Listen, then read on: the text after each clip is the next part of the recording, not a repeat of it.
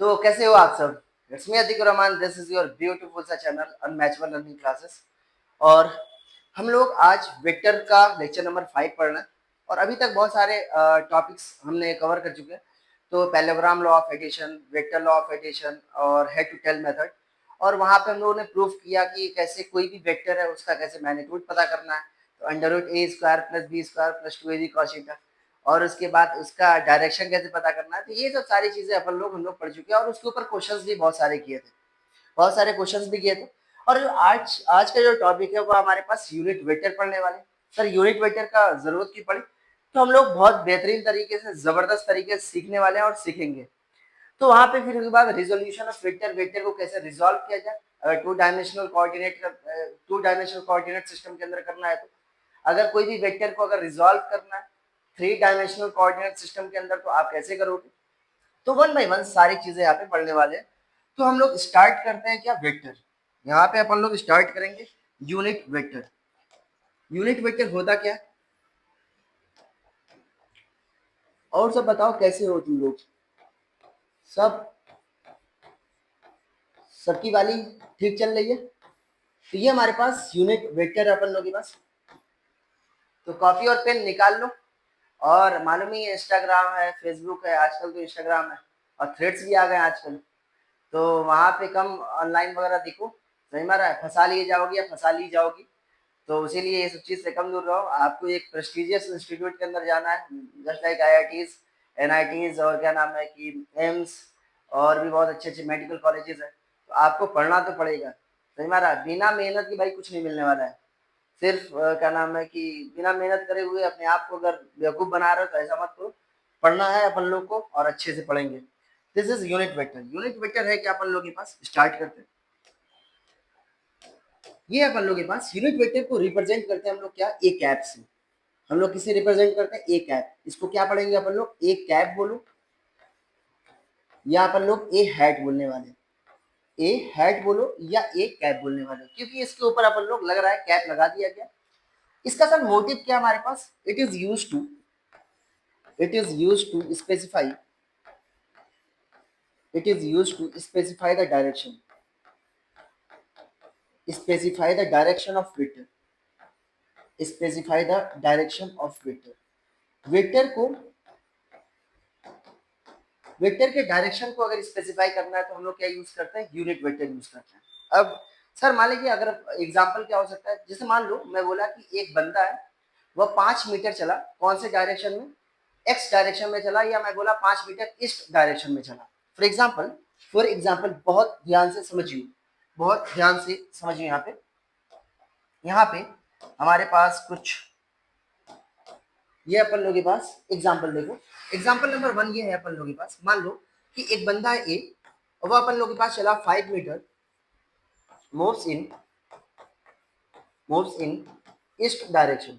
ये east direction में 5 metre चला। मतलब क्या ये बोलना चाह रहे हो कि ये अपन लोगों के पास है वेस्ट, ये अपन लोगों के पास है वेस्ट, और ये अपन लोगों के पास ईस्ट, और ये है अपन लोगों के पास नॉर्थ, और ये क्या होने वाला है साउथ। तो बंदा यहां से कितना चला, 5 मीटर आगे चला, कौन से डायरेक्शन में, ईस्ट डायरेक्शन में चल रहा है। कौन से डायरेक्शन में चला, ईस्ट डायरेक्शन में। अब बोलोगे क्या सर ये बार बार मैं ऐसे लिखूं क्या, 5 मीटर ईस्ट डायरेक्शन में।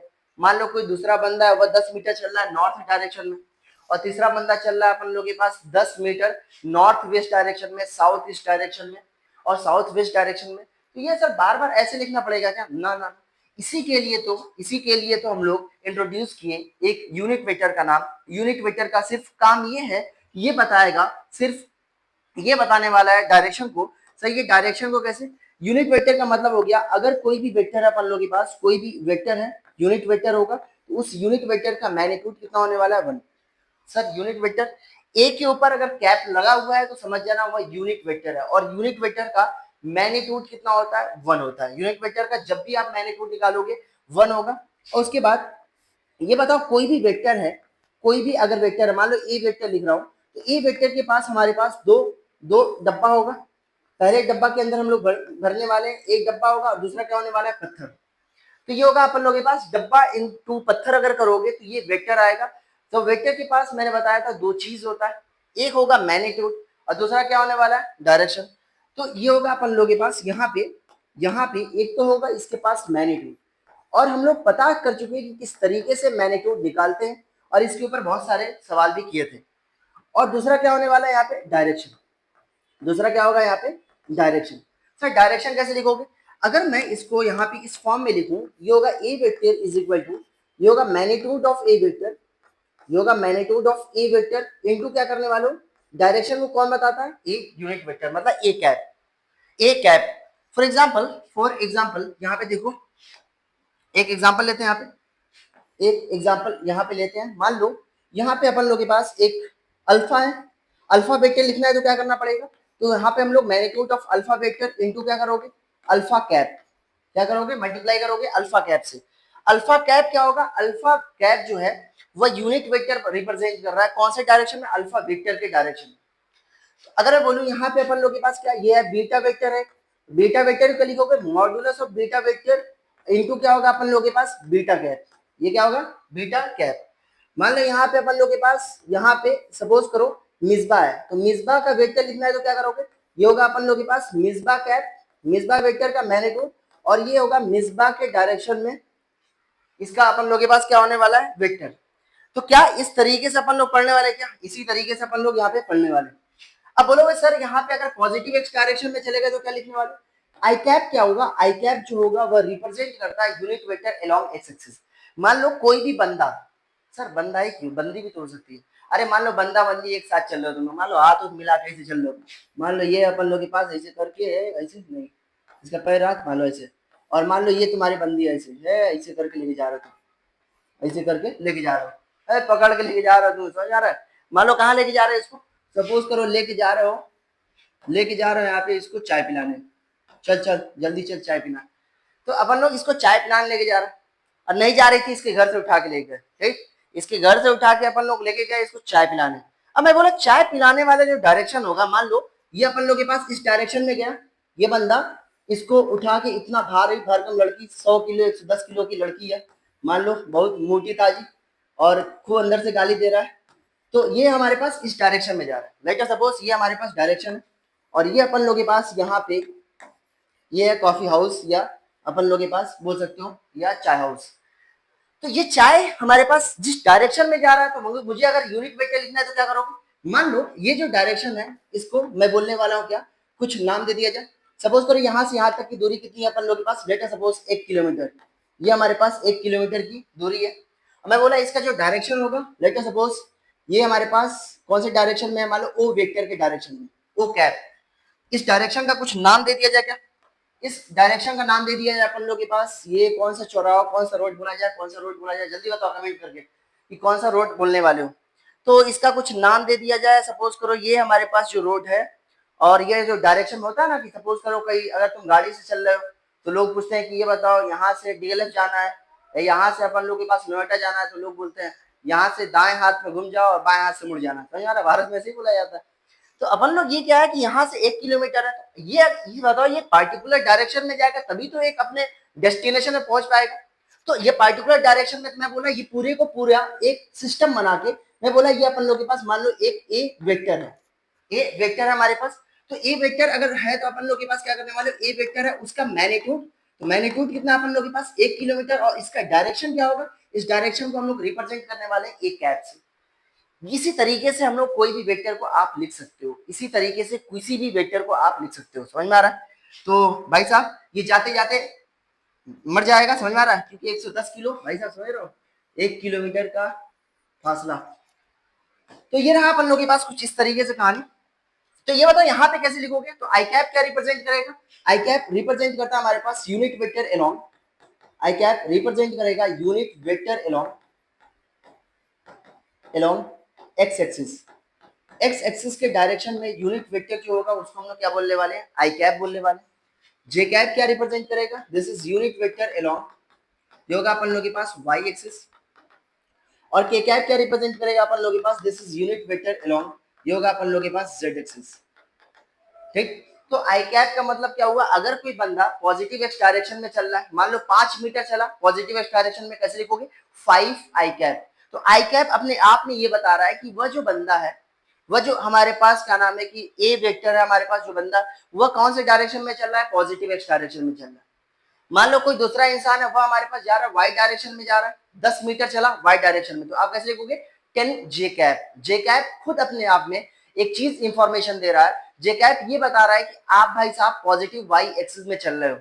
मैं बोला 10 के कैप, 10 के कैप का मतलब हो गया 10 बता रहा है कि 10 मीटर चले या 10 किलोमीटर चले या 10 सेंटीमीटर चले या 10 mm चले या 10 इंच चले, उससे कोई मतलब नहीं।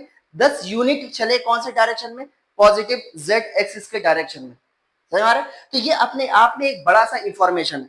जैसे अल्फा कैप का मतलब क्या हुआ, तो इसका मतलब ये जो अल्फा वेक्टर है वो कौन सी डायरेक्शन में है, अल्फा कैप के डायरेक्शन में है। बीटा कैप क्या बता रहा है, ये डायरेक्शन बता रहा है। और ये हमारे पास चंगू कैप क्या बता रहा है अपन लोगों के पास, ये भी एक डायरेक्शन को रिप्रेजेंट कर रहा है। समझ आ रहा है? तो यहाँ तक आई थिंक यहाँ तक क्लियर हो चुका है। इसको ये बताओ कैसे लिखोगे, वेक्टर के फॉर्म में कैसे लिखने वाले हो।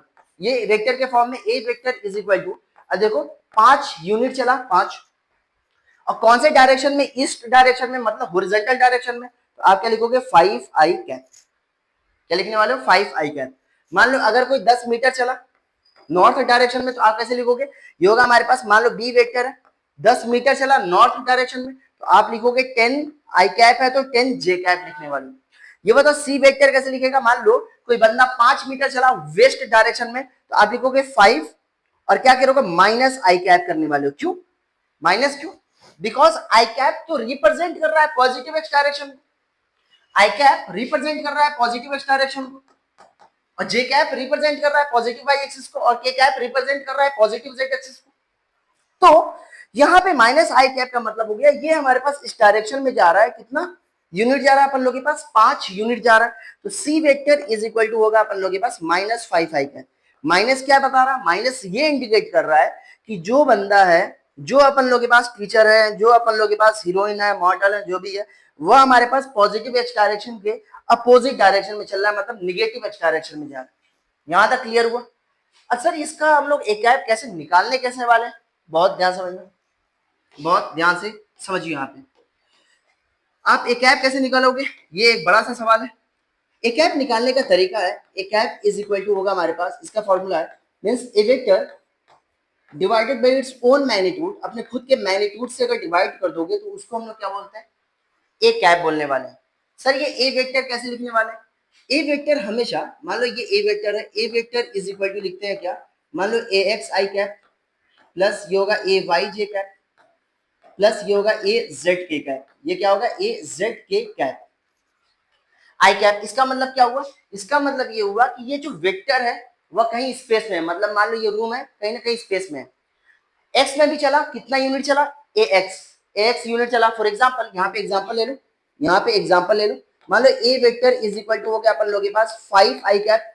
बहुत ध्यान से समझना, इसको मैं सारी चीज को आगे चल के लिंक कर देने वाला हूँ जब मैं डायरेक्शन कोसाइंस पढ़ाऊंगा। तो जब मैं डायरेक्शन कोसाइंस पढ़ाऊंगा तो उसके अंदर सारी चीजों को लिंक कर दूंगा। बहुत ध्यान सुनना, 5 आई कैप हो गया हमारे पास, ये होगा 5 जे कैप और ये होगा अपन लोगों के पास 5 के कैप। बहुत ध्यान सुनना, इसका मतलब ये जो वेक्टर है 5 यूनिट कौन से डायरेक्शन में चला, एक्स डायरेक्शन में, 5 यूनिट कौन से डायरेक्शन में चला, जे डायरेक्शन में, 5 यूनिट कौन से डायरेक्शन में चला, के कैप। तो आई कैप का मतलब हुआ 5 यूनिट एक्स डायरेक्शन में चला, 5 यूनिट वाई डायरेक्शन में चला। इसका फील लो, ये फील लो, यहाँ पे बहुत ध्यान से समझियो।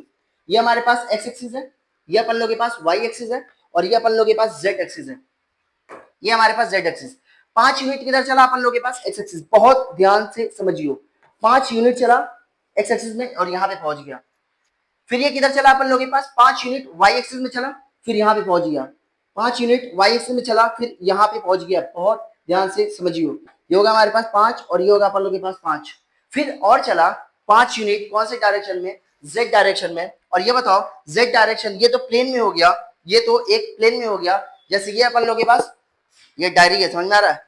ये यार मैं बहुत एक लड़की से प्यार करता था, छोड़ के चली गई भाई, डायरी आज तक मेरे को याद है, ये दी थी इसीलिए दिल के बहुत करीब है। तो मैं इसको हमेशा रखा रहता हूँ ताकि उसकी याद आए और मैं एक जज्बे के साथ काम करूँ और उसको मैं दिखाऊं और उसके हस्बैंड को मैं दिखाऊं कि देखो मैं कहाँ तक पहुंच गया। तो इसीलिए तुम लोग भी मेहनत करना ये सब सारे तरीके से। देखो यहाँ पे बहुत ध्यान सुनना, ये एक्स एक्सिस है, ये चला हमारे पास 5 यूनिट, और ये क्या होने वाला अपन लोग के पास,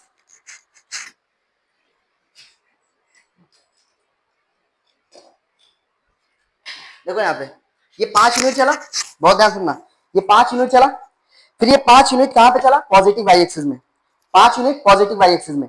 ये एक प्लेन हो गया, ये कौन सा प्लेन है, एक्स एक्सिस और ये y axis, x axis y axis, x axis y axis. तो ये हो गया, इस प्लेन का नाम है एक्स वाई प्लेन, इस प्लेन का नाम है क्या, एक्स वाई प्लेन।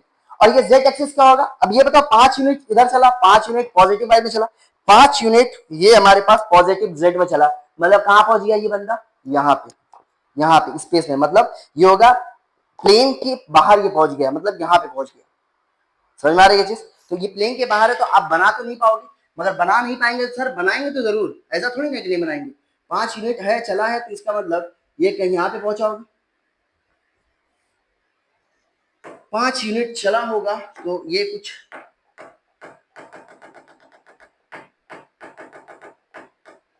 ये 5 यूनिट हमारे पास चला होगा, तो ये हमारे पास जेड एक्सिस के डायरेक्शन में चला होगा, तो ये होगा अपन लोगों के पास कुछ ऐसे करके, तो यहाँ पे स्पेस में कुछ ऐसे ही इसको हम लोग बनाएंगे, और ये होगा अपन लोगों के पास 5 यूनिट जेड डायरेक्शन में। ये क्या होगा, ये जो वेक्टर होगा वो होगा अपन लोगों के पास perpendicular to the plane of paper, perpendicular to plane of paper. ठीक, यहाँ तक क्लियर हुआ, फिल आया। अब ये सर इसका मैग्नीट्यूड कैसे निकालते हैं, इसका मैग्नीट्यूड निकालने का तरीका है, ये मैग्नीट्यूड इसके निकालने का तरीका है, magnitude of A vector is equal to, ये होगा under root times of i cap के कोएफिशिएंट का स्क्वायर करना, आई कैप के कोएफिशिएंट का स्क्वायर करना, प्लस जे कैप के कोएफिशिएंट का स्क्वायर करना, प्लस के कैप के कोएफिशिएंट का स्क्वायर करना। याद रख लिया, ये बताओ इसका जल्दी से जल्दी मैग्नीट्यूड निकालो, पॉज करो वीडियो को और इसका मैग्नीट्यूड निकालो, क्या होने वाला, इसका मैग्नीट्यूड होगा, magnitude of A vector is equal to होगा under root times of i cap के कोएफिशिएंट का whole square, plus j cap के कोएफिशिएंट का whole square, plus k cap के कोएफिशिएंट का होल स्क्वायर। ये होगा अपन लोग के पास 5 स्क्वायर, अंडर रूट होगा अपन लोग के पास 5 स्क्वायर कॉमन लोगे, और ये होगा 1 + 1 3, 5 स्क्वायर का रूट कितना हो जाएगा 5 रूट 3, ये कितना होगा अपन लोग के पास 5 रूट 3। तो ए वेक्टर का मैग्नीट्यूड कितना आ गया 5 रूट 3, और ये होगा मैग्नीट्यूड ऑफ ए वेक्टर, कैसे निकालेंगे इस तरीके से, और इसको भाई साहब दिलो दिमाग से हटना नहीं चाहिए, अगर हट गया भाई साहब AK47 सीधे चलने वाली है। ठीक, इस तरीके से, तो any vector can be written in the form of i cap, j cap and k cap, and its magnitude is find out be a magnitude of A vector is equal to under root times of i cap के coefficient का square करना है, अगर minus रहेगा उसको भी लेके square, obvious सी बात है माइनस का स्क्वायर हो जाएगा पॉजिटिव, तो एक्स स्क्वायर प्लस ए वाई स्क्वायर प्लस ए जेड स्क्वायर। यहां तक क्लियर हुआ सर, ये जो ए वेक्टर है उसका यूनिट वेक्टर निकाल सकते हैं क्या, ए वेक्टर है तो उसका यूनिट वेक्टर निकाल सकते हैं। भाई साहब मैं बता रहा था सारी चीज लिंकअप होगी और जबरदस्त तरीके से होने वाली है। ए कैप होगा क्या हमारे पास, ए कैप अगर निकालना है ए वेक्टर के डायरेक्शन में यूनिट वेक्टर निकालना, याद करना मैं बोला आई कैप प्लस जे कैप के डायरेक्शन में यूनिट वेक्टर निकालना है, तो क्या करने वाला, उसको एक वेक्टर एज्यूम करना, एज्यूम करने के बाद उसके खुद के मैग्नीट्यूड से डिवाइड करना, और वह जो डायरेक्शन आएगा, जो वेक्टर आएगा वह क्या होगा, यूनिट वेक्टर होगा उसके अलावा, और उसका मैग्नीट्यूड कभी भी निकालोगे 1 आएगा 100%, उसका मैग्नीट्यूड कितना आ जाएगा 1 आने वाला है, समझ में आ रहा है। तो ए कैप क्या हो जाएगा अपन लोगों के पास, a vector divide by its own magnitude. A vector है क्या, ए वेक्टर है 5 i cap plus 5 j cap plus 5 k cap, और ये बताओ इसका मैग्नीट्यूड कितना था अपन लोगों के पास, ये आ रहा था 5 रूट 3, और इसको यहाँ पे तुम सॉल्व करोगे तो ये आएगा अपन लोगों के पास 1 by root 3 i cap by root 3 plus ये होगा जे कैप बाई रूट 3 और प्लस ये हो जाएगा के कैप बाई रूट 3, ये आ जाएगा यूनिट वेक्टर, समझ। तो यूनिट वेक्टर निकालने का एक ही तरीका है भाई साहब, क्या करने वालों, उस वेक्टर को खुद के मैग्नीट्यूड से डिवाइड कर दो, ये आ जाएगा अपन लोगों के पास unit vector. For example example देखो, मान लो एक हमारे पास वेक्टर है, जल्दी जल्दी बताना, एक वेक्टर है हमारे पास आई cap plus j cap, example start होता है, ये बताओ ए कैप बताना यूनिट वेक्टर अलोंग आई cap plus j cap direction, तो क्या करोगे, एक वेक्टर है उसको मैग्नीट्यूड से डिवाइड कर दो खुद के, और ये आ जाएगा अपन लोगों के पास यूनिट वेक्टर आ जाएगा। ए कैप है कि अपन लोगों के पास आई कैप प्लस जे कैप, और ये बताओ मैग्नीट्यूड कैसे निकालते हैं, मैग्नीट्यूड निकालने का तरीका अंडर रूट आई कैप के कोएफिशिएंट का स्क्वायर प्लस जे कैप के कोएफिशिएंट का स्क्वायर, तो ये ए कैप हो गया अपन लोगों के पास, ये हो जाएगा 1 by root 2 i cap plus ये होगा 1 बाई रूट 2 जे कैप। समझ में आ रहा है? ये हो गया यूनिट वेक्टर अलोंग आई कैप प्लस जे कैप। इसको कैसे लिखोगे, बहुत ध्यान सुनना। इसको लिखने का तरीका, इसको बोलते हैं unit vector. This is a unit vector, vector along I cap plus j cap direction. I cap plus j cap के डायरेक्शन में यूनिट वेक्टर होता है। यहां तक क्लियर हुआ? आई थिंक आपको यहां तक क्लियर हो गया। फिर से मैं एक बार रिपीट कर देता हूं कि यूनिट वेक्टर होता क्या है। यूनिट वेक्टर को रिप्रेजेंट करते हैं ए कैप से, और ये बताओ उसका रिप्रेजेंटेशन है ए कैप। ये बताओ वो बताता क्या हमारे पास, ये जनरली डायरेक्शन बताता है। किसी भी वेक्टर का डायरेक्शन बताना है तो यूनिट वेक्टर आपको निकालना पड़ेगा उसी के डायरेक्शन में। तीसरा है कैसे मैग्नीट्यूड फाइंड आउट करते हैं, ऐसे करते हैं। और किसी भी वेक्टर को कैसे लिखेंगे हम लोग, आई कैप, जे कैप और के कैप के फॉर्म में लिखने वाले। यहां तक क्लियर? मस्त। आगे चलते हैं रिजोल्यूशन ऑफ वेक्टर। वेक्टर को कैसे रिजोल्व करते हैं ये चीज मालूम होना चाहिए। रिजोल्यूशन ऑफ वेक्टर, ये होगा अपन लोगों के पास resolution of vector. Resolution of vector, vector को कैसे रिजोल्व करने वाले, ये चीज पता हो जाए मजा आ जाएगा। देखो यहाँ पे मान लो अपन लोग के पास यहाँ पे दो डायमेंशन अपन लोग के पास, एक एक्स है और एक वाई है। एक एक्स एक्सिस है और एक क्या होने वाला अपन लोग के पास, वाई एक्सिस है। मैं बोला एक वेक्टर है अपन लोग के पास कुछ ऐसा। इस वेक्टर का नाम दे दो ओ ए वेक्टर। इस वेक्टर का नाम दे दो ओ ए वेक्टर है हमारे। अब क्या करने वाले हो, यहाँ पे आप यहाँ पे एक परपेंडिकुलर ड्रॉ करो। ये बताओ ये हमारे पास triangle law of addition follow कर रहा है क्या? तो क्या करने वाले हो, फर्स्ट वेक्टर का टेल और रिजल्टेंट का टेल एक साथ, और लास्ट वेक्टर का हेड और रिजल्टेंट का हेड एक साथ होना चाहिए। अरे है कि नहीं? यहां तक क्लियर? तो मैं बोला इसका जो मैग्नीट्यूड है लेट अस सपोज ए है, और मैं बोला ये जो एक्स एक्सिस से जो एंगल बना रहा है वो हमारे पास थीटा एंगल बना रहा है। तो आप क्या करोगे, ए का प्रोजेक्शन लोगे, projection of O A vector on x axis. वो क्या हो जाएगा हमारे पास, उसको बोलने वाले ए x.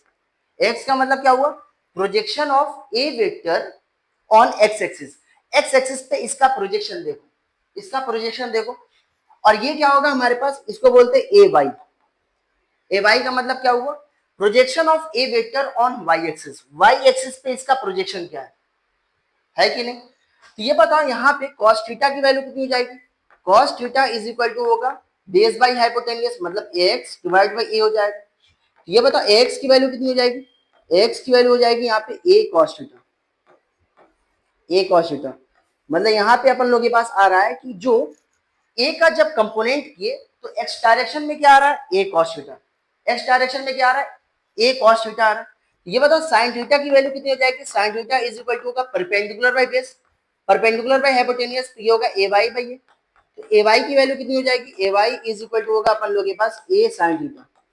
A y is equal to होगा अपन लोग के पास ए साइन थीटा होने वाला है। यहां तक क्लियर हुआ? तो एक्स की वैल्यू हो जाएगी ए कॉस थीटा, ए वाई की वैल्यू कितनी हो जाएगी अपन लोग के पास ए साइन थीटा। तो यहाँ पे अपन लोग, तो ये बताओ वेक्टर के फॉर्म में कैसे लिखेंगे इसको, वेक्टर के फॉर्म में देखो कैसे लिखने वाले, means A vector is equal to, ये बताओ ये जो वेक्टर है मतलब ओ ए वेक्टर है, तो ओ ए वेक्टर को हम लोग तो ऐसे लिख सकते हैं ना, बहुत ध्यान सुनना। O A vector is equal to, हम लोग ऐसे लिखेंगे O A vector is equal to, अब देखो ये हमारे पास नाम दे दो डी।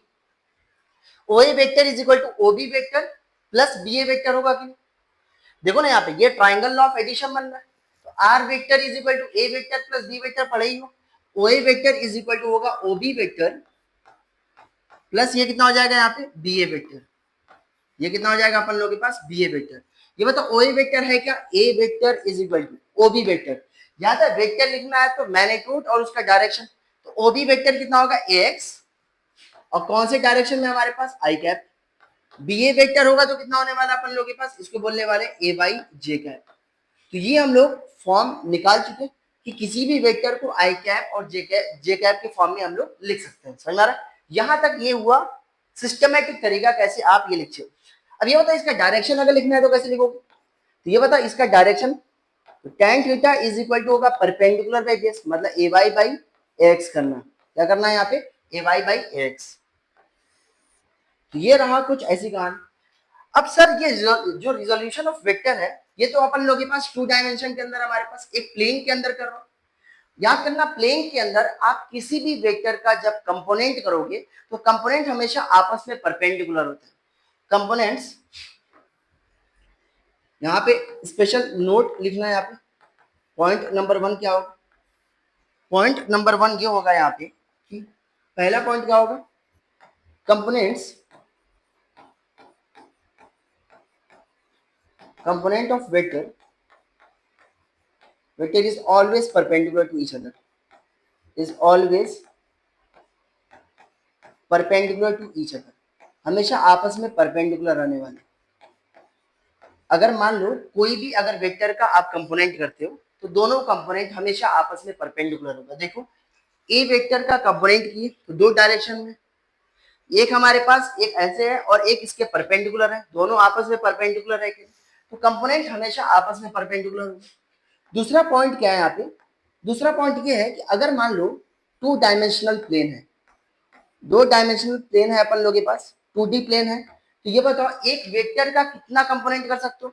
एक वेक्टर हमारे पास यहाँ पे, वेक्टर का आप सिर्फ दो कंपोनेंट कर सकते हो।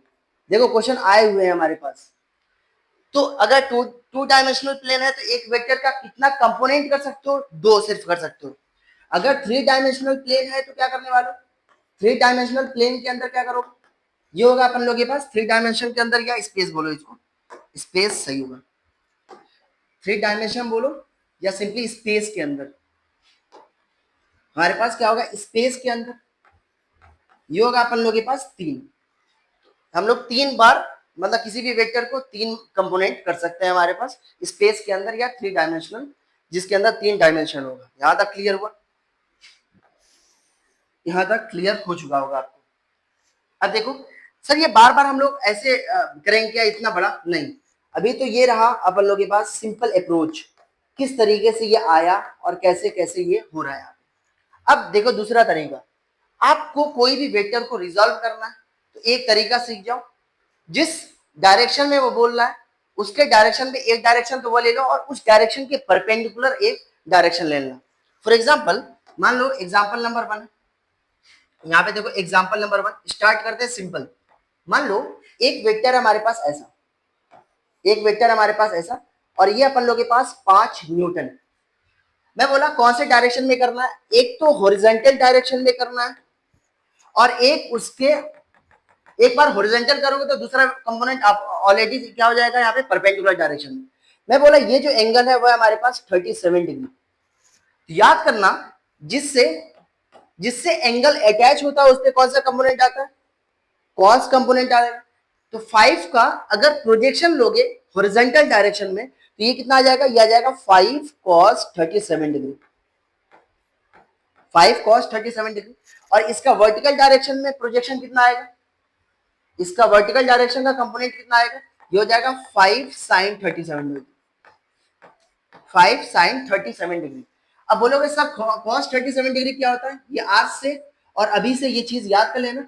अगर ये हमारे पास 37 डिग्री है तो सामने वाला जो साइड होगा उसको हमें बोलने वाले ये होगा 3 और ये होगा 4 और ये क्या होगा अपन लोग के पास 5। ये बता cos 37 डिग्री की वैल्यू कितनी होगी? ये होता है बेस बाई हाइपोटेन्यूज, तो ये होगा 4/5। ये बता sin 37 डिग्री की वैल्यू कितनी होगी? sin 37 डिग्री की वैल्यू की परपेंडिकुलर बाई हाइपोटेन्यूज मतलब 3/5। यहाँ तक क्लियर हुआ? तो 37 और 53 वाला रूल समझ लो। ये बता अगर ये 37 है तो ये कितना होगा अपन लोग के पास? ये ऑब्वियस सी बात है 53 होगा। 53 प्लस 37 बाबू कितना होता है? 90। नहीं पता? आज से गिनती गिनना स्टार्ट कर दो। 37 प्लस 53 कितना हो जाएगा? 90 हो जाएगा। ठीक, तो ये होगा cos 37 डिग्री की वैल्यू हो जाएगी 4/5 और sin 37 डिग्री की वैल्यू हो जाएगी 3/5। यहाँ तक क्लियर? मस्त। अरे ये बताओ समझ में आ रहा है? समझ में आना भी चाहिए, समझ में आ रहा है? क्योंकि ये बहुत ज्यादा इंपॉर्टेंट है यार। क्योंकि आप जब नेक्स्ट लेक्चर करोगे या नेक्स्ट चैप्टर करने वाले हो तो पूरा का पूरा वेक्टर का खेल है। जैसे आप क्लास 10 से जब क्लास 11 में आते हो तो आप तालाब से समुद्र की तरफ चले जाते हो, समझ रहा है? तो क्लास 11 के बाद लोग रोते हैं, अरे भाई हम कैसे करें, ये क्लास 10 में तो बहुत ईजी था, करंट इलेक्ट्रिसिटी बहुत ईजी था, ये वेक्टर वेक्टर तो हमको समझ ही नहीं आ रहा है कुछ। क्योंकि वहां पे बहुत बड़ा ट्रांजिशन होता है। और सबसे बड़ा तुम्हारे पास झूठ ये है, लोग बोलते हैं कि क्या नाम है क्लास 10 तक, क्लास 11 में थोड़ा ही सा है। भाई साहब बहुत, मतलब समझ जाओ कि क्लास 10 अगर इतनी सी अगर पतली से बुक है क्लास, उसका मान लो 20 गुना एक किताब होगी सिर्फ, समझ में आ रहा है? और वह याद तो कर नहीं पाओगे। क्लास 10 में जैसे रेक्टिफिकेशन किए थे और एग्जाम में अच्छे मार्क्स लेके आ गए थे, हमारा पूरा समाज, पूरा सोसाइटी पूरा एकदम चढ़ा दिया तुमको। जैसे क्लास 11 में आया और तुम्हारे पास पहला यूनिट टेस्ट हुआ, फेल हो गए। तो समझा, फेल क्यों हो रहा हो? क्योंकि आपको ये लॉजिकल कॉन्सेप्ट मालूम होना चाहिए। आपके पास लॉजिक है, आपके पास कॉन्सेप्ट है, आपको कोई चीज याद नहीं करनी है, आप सिंपल आप वहां पे प्रूफ कर सकते हो और धीरे धीरे धीरे धीरे धीरे आप लेवल अपना इंक्रीज करोगे। तो यहाँ पे हुआ ये चीज। तो ये हुआ अपन लोगों के पास 5 cos 37 डिग्री। ये बताओ इसकी वैल्यू कितनी आ जाएगी? इसकी वैल्यू आ जाएगी 5 cos 37 डिग्री की वैल्यू होती है बेस बाई हाइपोटेनियस। ये कितना हो जाएगा? 4/5। ये हो जाएगा 4 डिवाइड बाई 5। ये होगा अपन लोगों के पास 4। ये बताइए कितना आ जाएगा? sin 37 डिग्री की वैल्यू होती है परपेंडिकुलर बाई हाइपोटेनियस। ये हो जाएगा अपन लोगों के पास 3। तो इसका जब कंपोनेंट किया अपना, तो अपना लोग भाई कंपोनेंट करता है तो कैसे करता है, समझ में आ रहा है? तो यहाँ पे आपने कंपोनेंट किया 5 न्यूटन का एक्स डायरेक्शन में और 5 न्यूटन का वाई डायरेक्शन में। तो एक कंपोनेंट आया 4 न्यूटन एक्स डायरेक्शन में और अपन लोगों के पास ये आया 3 न्यूटन वाई डायरेक्शन में। बहुत ध्यान सुनना। अब मैं ये बताओ, क्या ये वेक्टर को मैं लिख रहा हूँ क्या बार बार 5 न्यूटन ना? अब इस वेक्टर का तुमने कंपोनेंट कर दिया और याद करना, वेक्टर का जैसे ही कंपोनेंट करते हो वेक्टर की औकात हो जाती है 0। समझ आ रहा? तो सिर्फ हमारे पास सिंपल ऐसा दिखना चाहिए। बीच वाला भूल जाना, सफेद वाला क्या था क्या नहीं। सिर्फ वेक्टर का जैसे ही कंपोनेंट किए ये कुछ ऐसा दिखेगा। सर कुछ और एग्जांपल बताइए ना बेहतरीन सा। लो example number 2, example number 2, example number 2, example number 2। मान लो हमारे पास कोई एक वेक्टर है कुछ ऐसा, ये हमारे पास मान लो ये 5 न्यूटन है। मैं बोला यहां से ये जो डायरेक्शन, मान लो ये पॉजिटिव एक्स डायरेक्शन था, मैं बोला ये एक डायरेक्शन अपन लोगों के पास और एक डायरेक्शन इसके परपेंडिकुलर है, एक डायरेक्शन इसके परपेंडिकुलर है, एक डायरेक्शन इसके परपेंडिकुलर है। मैं बोला ये जो एंगल है, ये जो एंगल है वह है अपन लोगों के पास 37 डिग्री। और मैं बोला यही हमारे पास सेम ले लो 5 न्यूटन है और एक इसके परपेंडिकुलर होगा, एक इसके परपेंडिकुलर होगा। अब देखो यहाँ पे क्या करने वाले, 5 न्यूटन का मैं बोला इस डायरेक्शन में और एक इस डायरेक्शन में इसका कंपोनेंट करो। अब हमारा देखो, हमारा स्टेट ऑफ इंटरेस्ट क्या हुआ? पहले स्टेट ऑफ इंटरेस्ट ये था कि मैं हॉरिजॉन्टल और वर्टिकल डायरेक्शन में करूं। अब जो हमारा जो एरिया ऑफ इंटरेस्ट है वो यहाँ पे इस डायरेक्शन में है। ये दो इंक्लाइंड प्लेन में हमारे पास ये वाला और इस प्लेन के मतलब आपस में दोनों परपेंडिकुलर प्लेन, ये कुछ ऐसा इस वाले प्लेन में। अरे दिख रहा है तो देखो यहाँ पे, ये कुछ ऐसा है, ये कुछ ऐसा है अपन लोगों के पास। पहले कैसा था? ऐसे सिंपल था, अब ये ऐसे हो गया। तो स्टेट ऑफ इंटरेस्ट और एरिया ऑफ इंटरेस्ट जो होगा वो हमारे पास चेंज होता रहेगा। ये एक कंपोनेंट तो हमारे पास आ जाएगा जिससे मैं बता, याद करना, जिससे एंगल अटैच होगा उस पे कौन सा कंपोनेंट आने वाला है? कॉस। और उसके परपेंडिकुलर क्या आएगा? Sign component. ये होगा 5 cos 37 डिग्री और इसके परपेंडिकुलर जो आएगा वो क्या आने वाला है?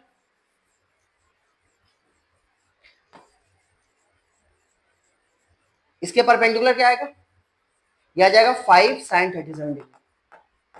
इसकी वैल्यू कितनी आ रही थी? 4 और इसकी वैल्यू अब कितनी आ रही थी? 5। अब देखो ये कैसा दिखेगा, ये कैसा दिखने वाला है। अब देखो ये कुछ ऐसा दिखेगा, ये कुछ ऐसा दिखेगा और ये कुछ ऐसा दिखने वाला है। अरे फील आ रहा है कि नहीं ये बताओ? ये होगा 4 और ये कितना होने वाला है अपन लोगों के पास? 3। अब ये बताओ यहाँ पे क्या था? ये एक्स डायरेक्शन था और ये क्या था अपन लोगों के पास? Y direction. तो आप किसी भी वेक्टर को किसी भी डायरेक्शन में किसी भी ओरिएंटेशन में आप